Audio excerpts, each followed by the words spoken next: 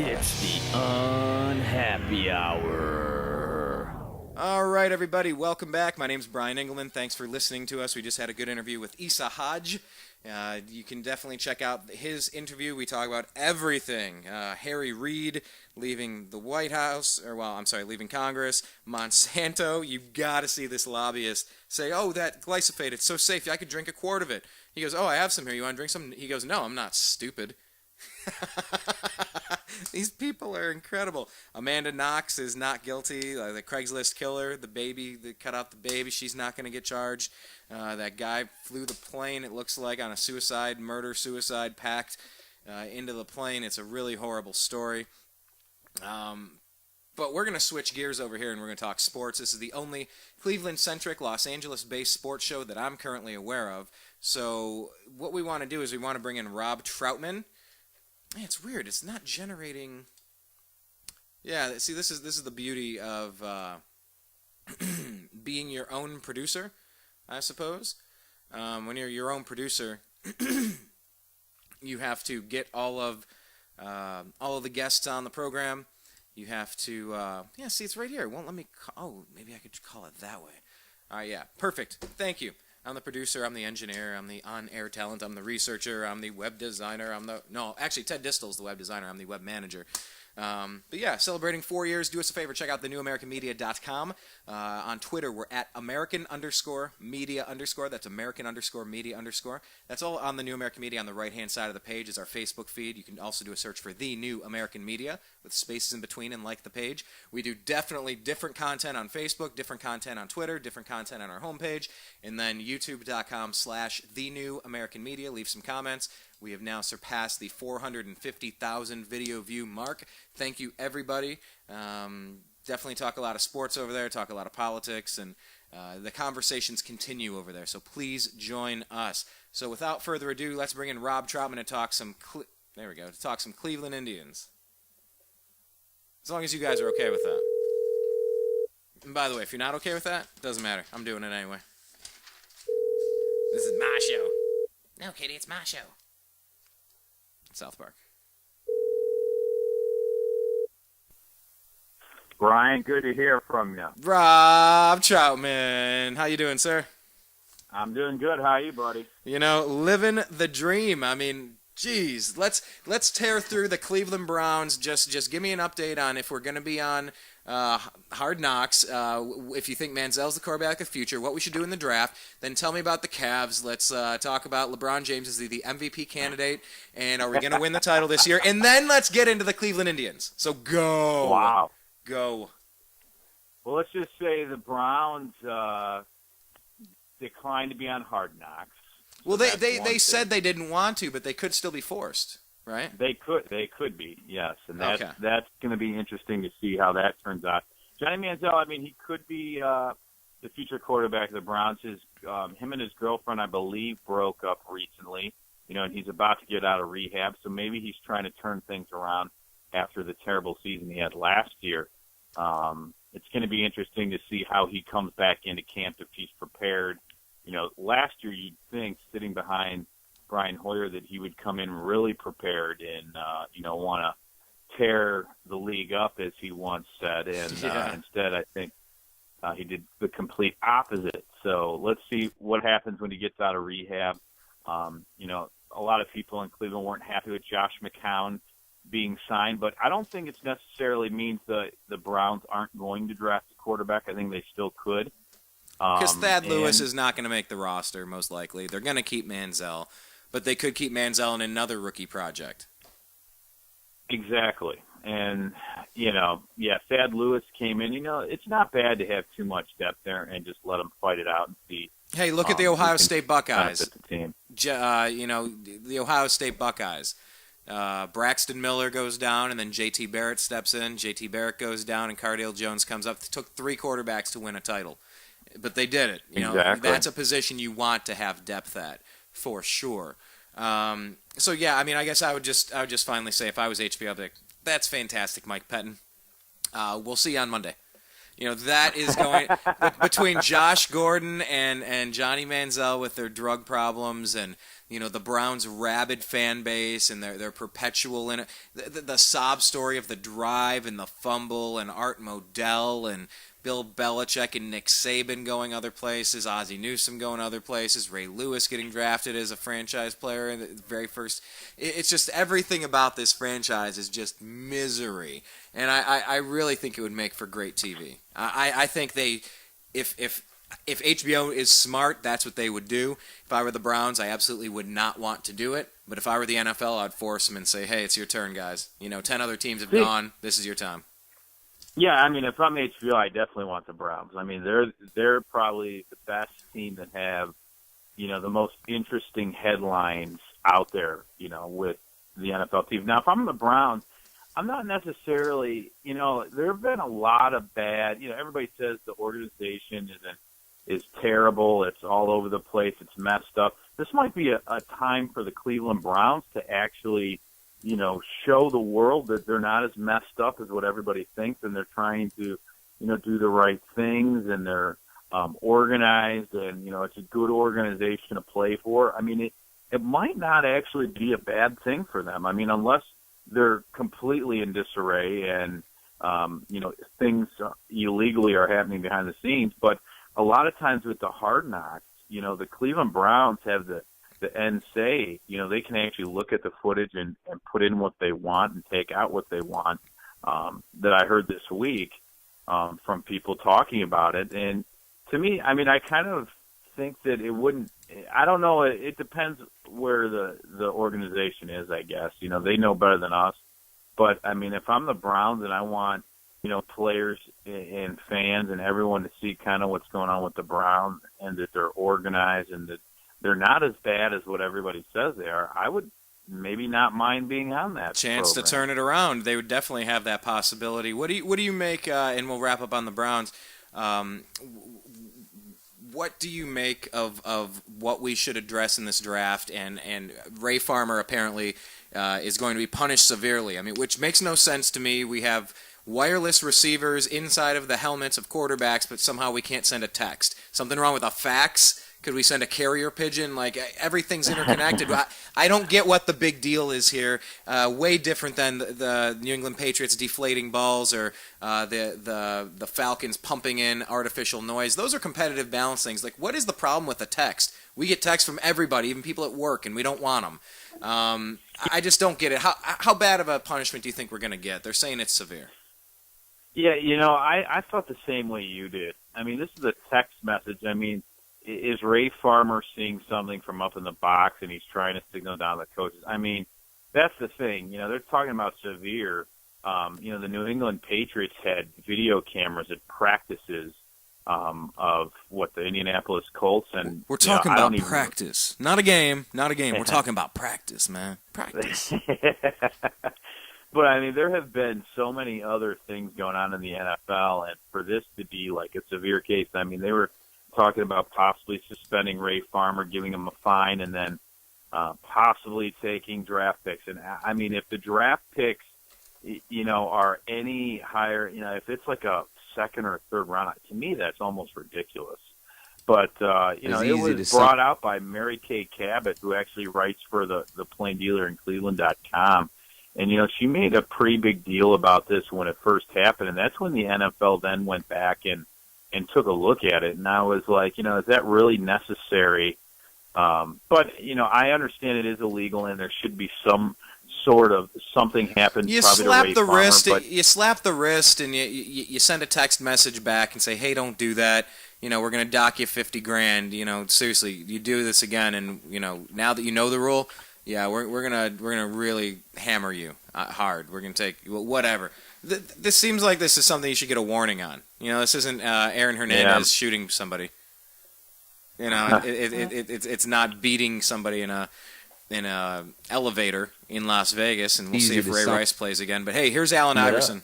When you just talk about practice, we sitting here. I'm supposed to be the franchise player, and we're in here talking about practice.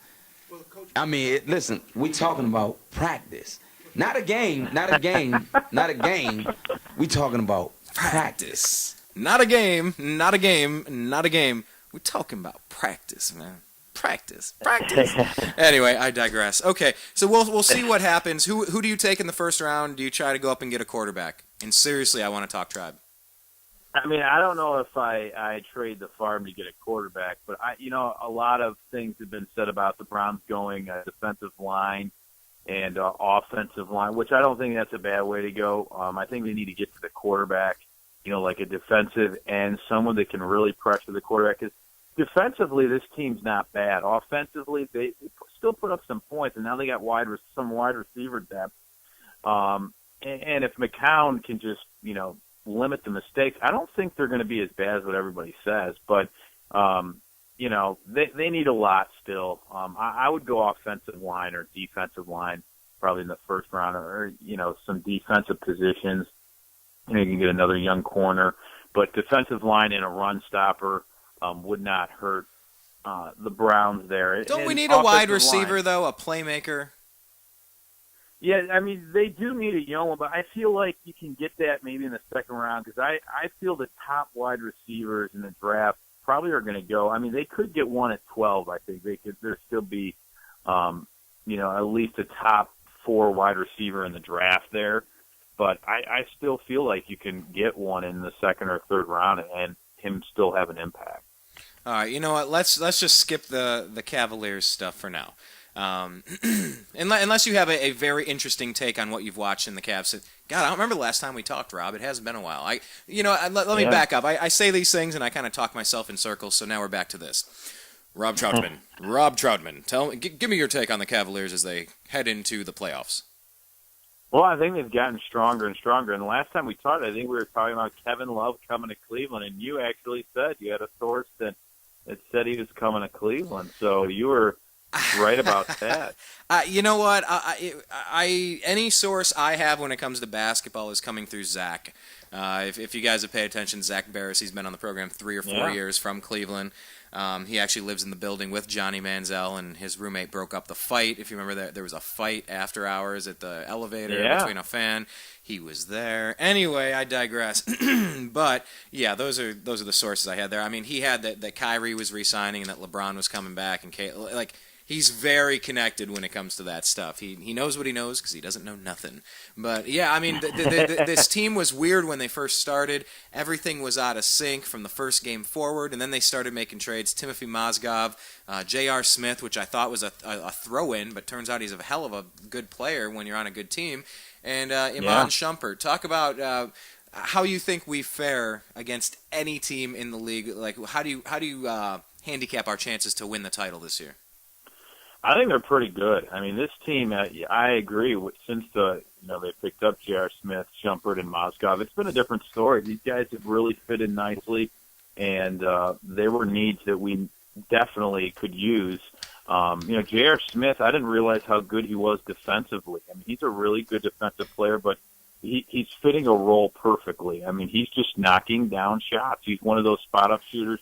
Can take you off the dribble a little bit, but a lot of times, LeBron or Kyrie create so well, he can dish it out, and he's just open because his guy has to go help, and he's been knocking down shots. Now, Mozgov defensively on the block is just strong.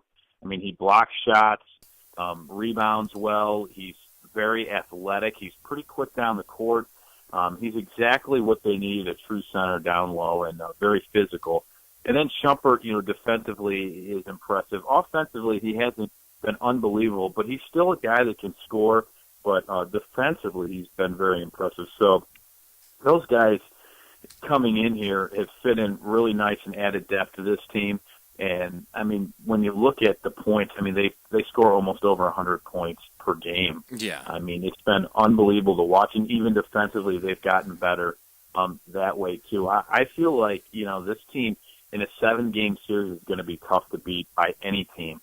You saw the San Antonio Spurs games. I mean, San Antonio is a very impressive team, but very consistent, very Kyrie fundamental. And Kyrie, that game was one of the best games I've ever seen. I would agree with you. I watched it after the fact because I was out at a restaurant, and right toward the end of the game, my brother called, and I went outside took the phone call. It was right after that goofy rebound, and it's like, oh God, it's over. You know, who was it? Kawhi Leonard, and then he missed the 2 free throws. I was outside for like 3-4 minutes, and I came back in. I was walking in. I saw a tip off. I'm like, oh, they're just replaying the game. And then it's like, no, you missed it. They went into overtime. I'm like, what? How did they get into? There's no freaking. How in the?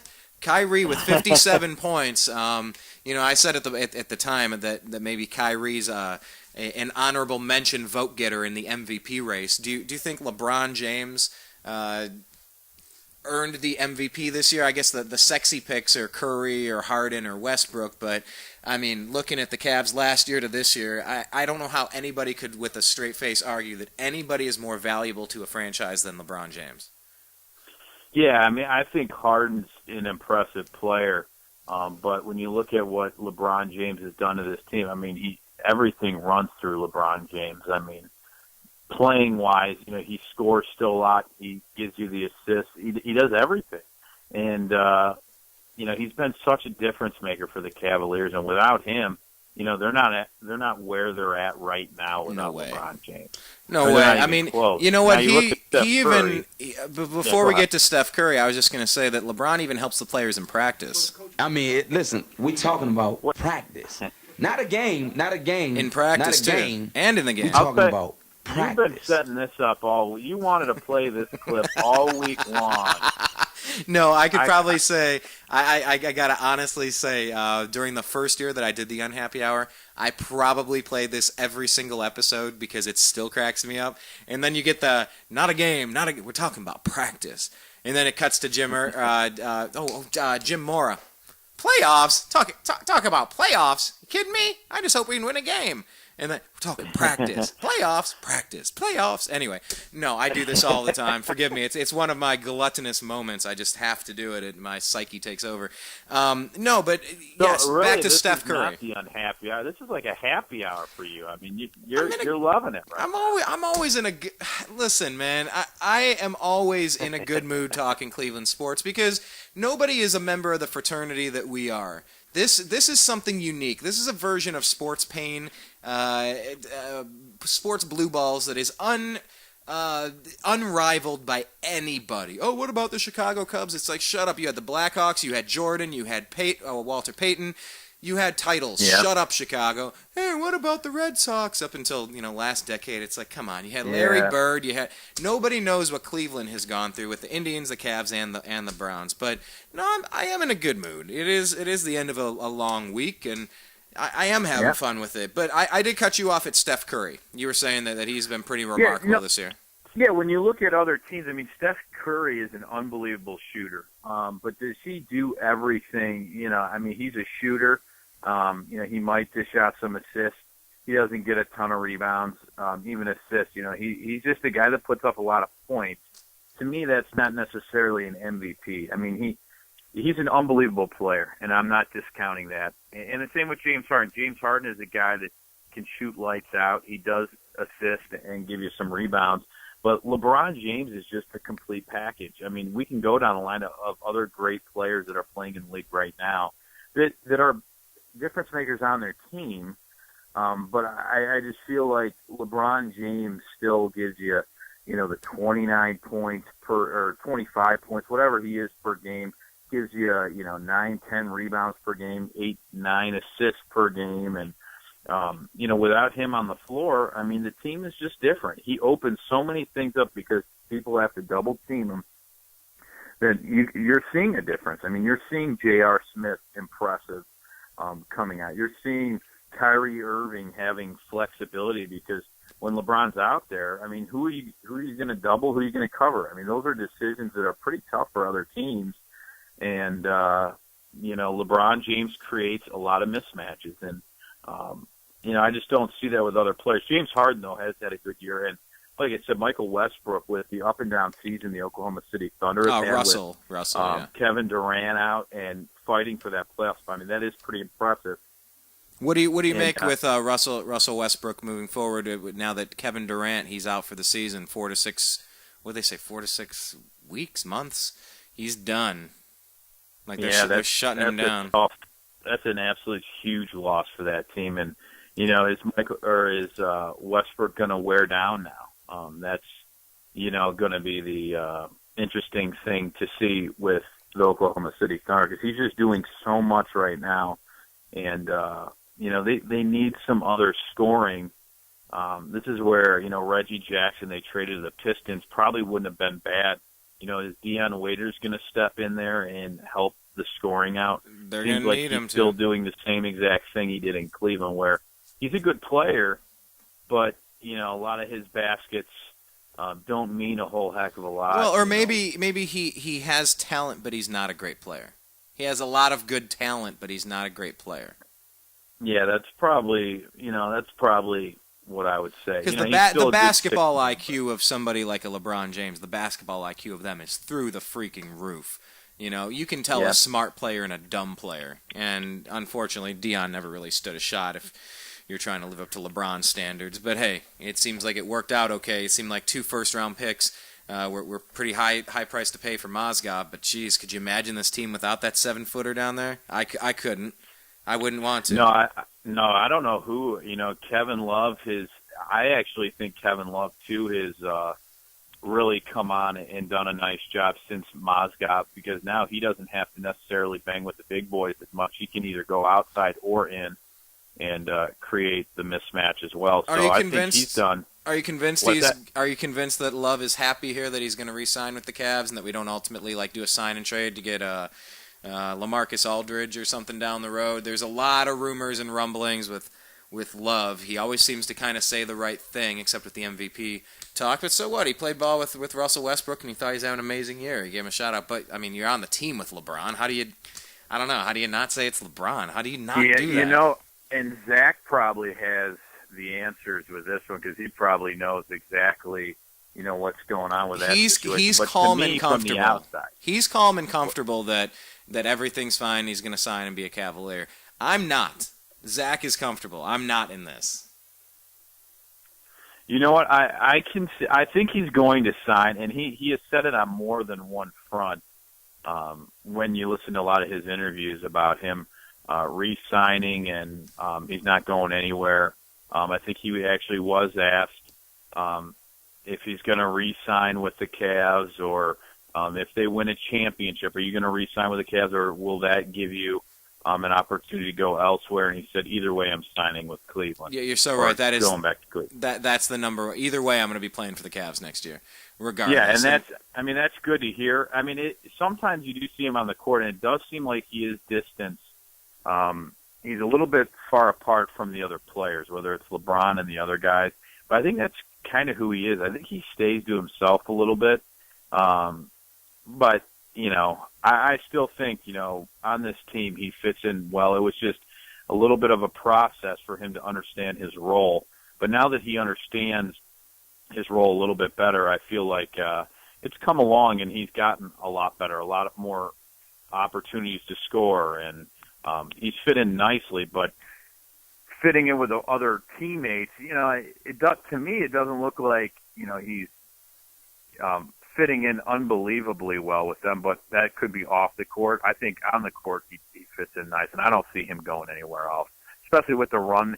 If these guys can make a run towards that championship, I don't think any of these players, especially, like J.R. Smith, he loves it here. I mean, he said that he's never been more focused and wouldn't want to play anywhere else. So I think that's a good thing for him to sign to, maybe to a little longer deal.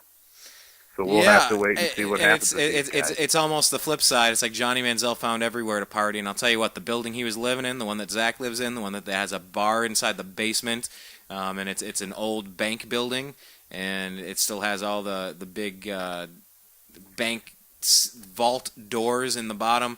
I'll tell you what, this place is a party mega complex, and that's where Manziel was living. It's great he got out of there, and let's hope we can keep J.R. Smith from finding out about the place, because it's almost like he said, hey man, New York was off the chain, and I had a blast. I was getting wasted and hooking up. It's almost like he said he was partying over there, and then he came to Cleveland, where it's almost like, we're in Kansas now. There are actually new things to do in downtown. I was there not too long ago, and I'm just surprised because I've lived out in Los Angeles for almost 10 years now. So I haven't visited Cleveland nearly as much as I used to in high school and then college.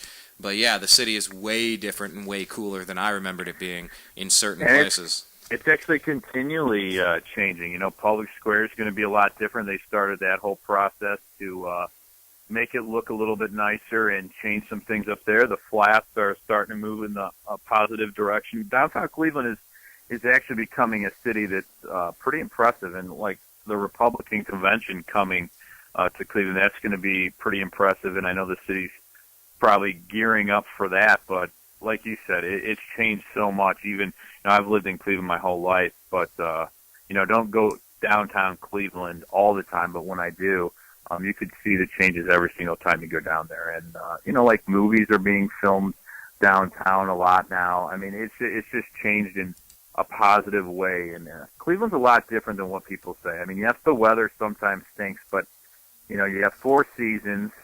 You know, everybody's kind of used to it, and you know, it's a great place to live and be. So let me ask you this real quick: how much time do we have you for to talk about what we tried to talk about, which was the Indians? And as we do, we rambled Browns and Cavs. We have a little bit more time. Okay, well then let me do this. Why don't you do me a favor and tell everybody about your websites, what you're doing with your shows, where people can contact you, where they can stay connected on Facebook and Twitter, all that jazz. And then we'll do like a station identification break. We'll split this up in post-production. So part 1 will be it'll be Browns and Cavs, and then part 2 will be Tribe. That work for you? Sounds good. All right, so let's tell everybody what you're up to with your shows and what's going on with you.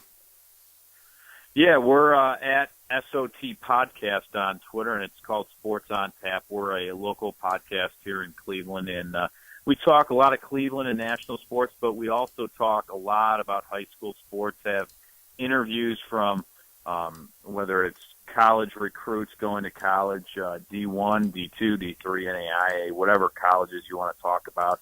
Talk to the college player or the local high school players, coaches, get interviews from really a lot of different people. It's really interesting to talk to everyone that we've talked to, and it's pretty cool as well. So we're there. We're on Facebook, Sports on Tap. If you go on there, you can like our page. And we're having a March Madness ipso facto bracket right now. We have about 13 people involved, and it's been an interesting March Madness bracket. We're involved with everything, though. It's a lot of fun, and I like to have everyone involved wherever you are. As you get as you cover some of these things, especially with the high school teams, do you get out to the practices? And you know what, I have a little bit, not all the time, but we talk to a lot of the coaches, and you know, we'll get film from some of the coaches at some point. At least I do. And, you know, you just follow these kids, you talk to them, you go to some of the games, and you kind of get a feel for, you know, what's going on with the leagues. And, you know, we might actually end up doing a play-by-play for some local high school. We're trying to, those are in the works. We're trying to figure out what teams could be high school hockey, high school basketball possibly, and some others. So we're starting to try to figure that out and see what happens, some live streaming action. So we'll see what happens. No, very cool. I know you get out to the games, and that's important, but to get there, it usually takes you know, a lot of dedication and practice. I mean, listen, we talking about practice, not a game. We talking about practice. I mean, what would have happened if he wouldn't have said that quote? I don't think you'd be having as good a day as you're having right now. That's for sure. Man, I love it. If this is the first time I've subjected you to it, man, congratulations. Welcome. You are now an official member of the Unhappy Hour. But yes, this is the Unhappy Hour. Check out Rob and his SOT podcast. Check out our homepage, thenewamericanmedia.com. Subscribe, youtube.com/thenewamericanmedia. On Twitter, we're at American_media_, and do a search on Facebook for The New American Media with spaces in between. For the TNAM radio network, we are going to be right back on the other side, and we're going to talk Cleveland Indians. Yes, they are projected to be rulers of the universe this season, according to ESPN. Do we like that? Is there I'm sorry, SI.